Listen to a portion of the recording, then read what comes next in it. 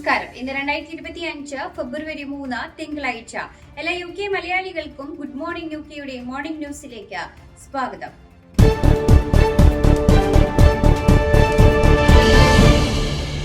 റഷ്യയ്ക്ക് മേലെ സാമ്പത്തിക ഉപരോധം യൂറോപ്യൻ യൂണിയൻ രാജ്യങ്ങൾ ശക്തിപ്പെടുത്തണമെന്ന് നേതാക്കന്മാരോട് ആവശ്യപ്പെട്ട പ്രധാനമന്ത്രി കെയർ സ്റ്റാർമർ. ബ്രസീലിൽ നടക്കുന്ന യൂറോപ്യൻ യൂണിയൻ രാജ്യങ്ങളുടെ നേതാക്കന്മാരുമായുള്ള കൂടിക്കാഴ്ചയ്ക്ക് മുന്നോടിയായാണ് പ്രധാനമന്ത്രിയുടെ ആഹ്വാനം.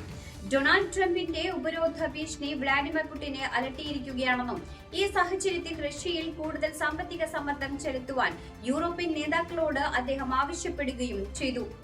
റഷ്യക്കെതിരായി സാമ്പത്തിക ഉപരോധം ശക്തമാക്കുന്നത് ഉക്രൈൻ യുദ്ധത്തിൽ ബാധിക്കുമെന്നും ഇത് സമാധാനത്തിലേക്കുള്ള വഴി തുറക്കുമെന്നും അദ്ദേഹം വ്യക്തമാക്കി. യുക്രൈനിലെ യുദ്ധം അവസാനിപ്പിക്കാൻ പുടിൻ പരാജയപ്പെട്ടാൽ റഷ്യക്കെതിരെ ഉയർന്ന താരിഫുകളും കൂടുതൽ ഉപരോധങ്ങളും ഏർപ്പെടുത്തുമെന്ന് ട്രംപ് കഴിഞ്ഞ മാസം പറഞ്ഞിരുന്നു. യൂറോപ്യൻ രാജ്യങ്ങൾ സമ്മർദ്ദം വർദ്ധിപ്പിക്കുന്നത് വ്ളാഡിമിർ പുടിന്റെ യുദ്ധതന്ത്രങ്ങളെ തകർക്കുമെന്ന് കെയർ സ്റ്റാർമർ വ്യക്തമാക്കി. പ്രധാനമന്ത്രി കെയർ സ്റ്റാർമർ 27 യൂറോപ്യൻ യൂണിയൻ നേതാക്കളുമായി പ്രതിരോധ നയങ്ങൾ ചർച്ച ചെയ്യും. ബ്രെക്സിറ്റിന് ശേഷമുള്ള യൂറോപ്യൻ യൂണിയൻ നേതാക്കളുമായുള്ള പ്രധാനമന്ത്രിയുടെ ആദ്യ മീറ്റിംഗ് ആണ് ബ്രസൽസിൽ നടക്കുന്നത്. ഉക്രൈനിലെ റഷ്യയുടെ ക്രൂരമായ അധിനിവേശത്തെ തുടർന്ന് അടിയന്തര പ്രാധാന്യം നേടിയ വിഷയമായ യൂറോപ്യൻ യൂണിയൻ UK പ്രതിരോധത്തെക്കുറിച്ച് ചർച്ച ചെയ്യുന്നതിനായി ബ്രസൽസിൽ അത്താഴവിരുന്നിനായി യൂറോപ്യൻ യൂണിയൻ 27 രാഷ്ട്രത്തലവന്മാരോടൊപ്പം ചേരാൻ പ്രധാനമന്ത്രിയെ ക്ഷണിച്ചിട്ടുണ്ട്. മത്സ്യബന്ധന അവകാശങ്ങളും പ്രതിരോധ സുരക്ഷാ കരാറിനെ കുറിച്ചും കെയർ സ്റ്റാർമറിന്റെ നേതാക്കളുമായും ചർച്ച നടത്തും.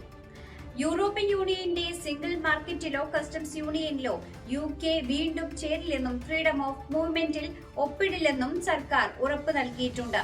എന്നാൽ പ്രതിരോധം, സുരക്ഷ, കുറ്റകൃത്യം, വ്യാപാരം എന്നിവയിൽ മെച്ചപ്പെട്ട ബന്ധമാണ് ഇരുകൂട്ടരും ആഗ്രഹിക്കുന്നത്. യൂറോപ്പുമായുള്ള കസ്റ്റംസ് ക്രമീകരണങ്ങൾ മെച്ചപ്പെടുത്തുവാൻ സ്റ്റാർമർ ശ്രമിക്കുമെന്ന് ആഭ്യന്തര സെക്രട്ടറി എവറ്റ് കൂപ്പർ മുൻപ് വ്യക്തമാക്കിയിരുന്നു. 5 വർഷം മുൻപ് ബ്രിട്ടൻ യൂണിയനിൽ നിന്ന് ഔദ്യോഗികമായി പുറത്തുപോയതിനു ശേഷം ഇതാദ്യമായാണ് ഒരു ബ്രിട്ടീഷ് പ്രധാനമന്ത്രി 27 യൂറോപ്യൻ യൂണിയൻ നേതാക്കളുമായി കൂടിക്കാഴ്ച നടത്തുന്നത്.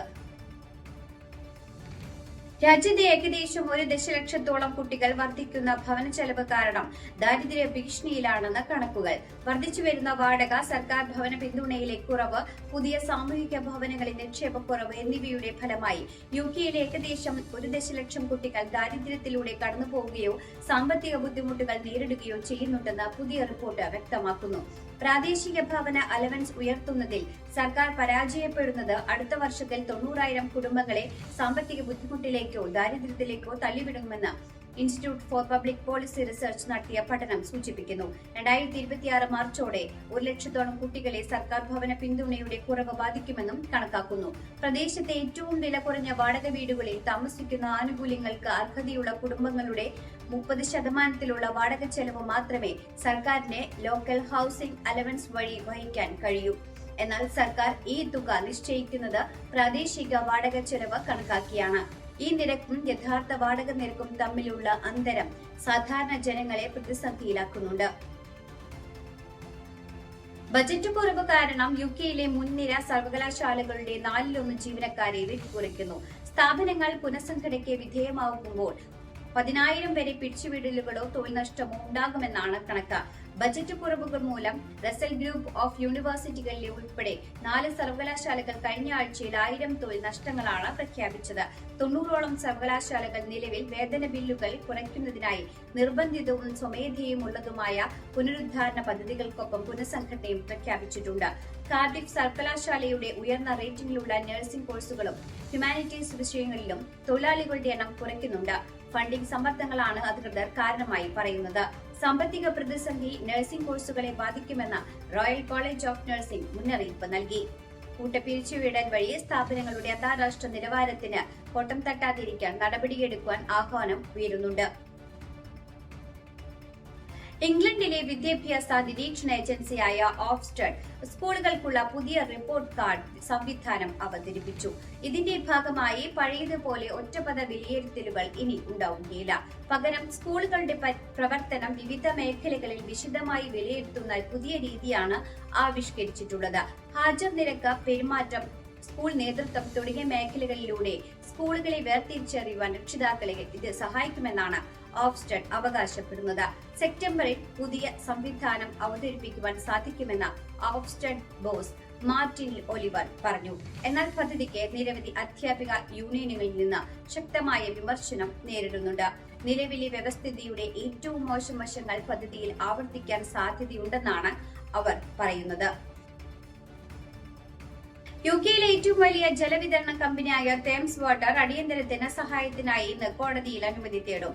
കമ്പനി സാമ്പത്തിക പ്രതിസന്ധിയിലാണെന്നും ഈ സഹായം ലഭ്യമായില്ലെങ്കിൽ മാർച്ച് വരെ പ്രവർത്തനം തുടരാനാകില്ലെന്നും സർക്കാർ നിയന്ത്രിത നിയന്ത്രണത്തിലേക്ക് പോകേണ്ടി വരുമെന്നും അധികൃതർ മുന്നറിയിപ്പ് നൽകിയിരുന്നു. ഇത് സർക്കാരിന് പ്രതിവർഷം 2 ബില്യൺ പൗണ്ട് വരെ ചെലവ് വരും.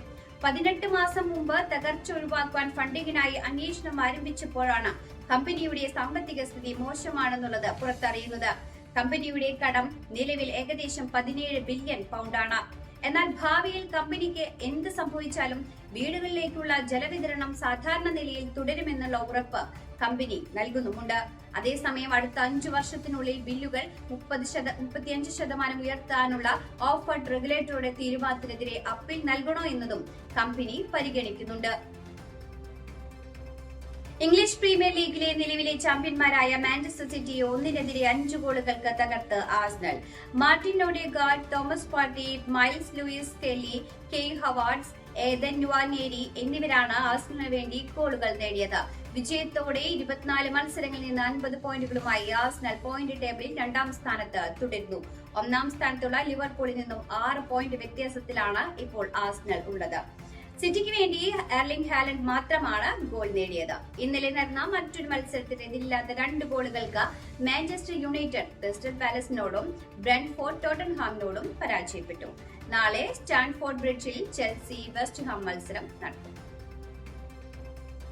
അണ്ടർ-19 വനിതാ ലോകകപ്പിൽ ഇന്ത്യ ചാമ്പ്യന്മാർ. തുടർച്ചയായ 2ാം തവണയാണ് ഇന്ത്യ അണ്ടർ-19 വനിതാ ലോക കിരീടം നേടുന്നത്. ഫൈനലിൽ ദക്ഷിണാഫ്രിക്കയെ 9 വിക്കറ്റിന് തകർത്താണ് ഇന്ത്യ ലോക കിരീടം സ്വന്തമാക്കിയത്. ടോസ് നേടി ആദ്യം ബാറ്റ് ചെയ്ത ദക്ഷിണാഫ്രിക്ക നിശ്ചിത 20 ഓവറിൽ 82 റൺസിന് ഓൾ ഔട്ടായി. ഇന്ത്യയ്ക്കായി തൃഷ 3 വിക്കറ്റും ആയുഷ് ശുക്ല, വൈഷ്ണവി ശർമ്മ, പരുണിക സിസോദിയ എന്നിവർ 2 വിക്കറ്റ് വീതവും എടുത്തു.